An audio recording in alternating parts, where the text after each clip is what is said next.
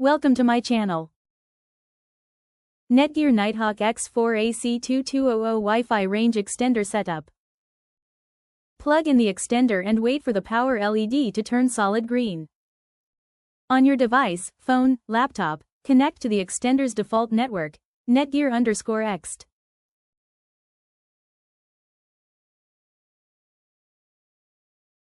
Open a browser and go to http://www.mywifi.ext.net.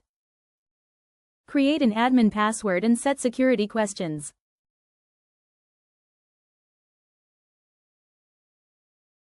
Select your main Wi-Fi network from the list and enter the password. Choose whether to use the same SSID as your main Wi-Fi or set a new name for the extended network.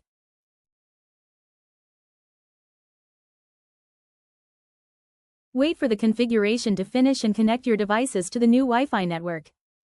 Reposition the extender if needed. The signal LED helps identify the best spot. For instant help, call 1-800-915-5645.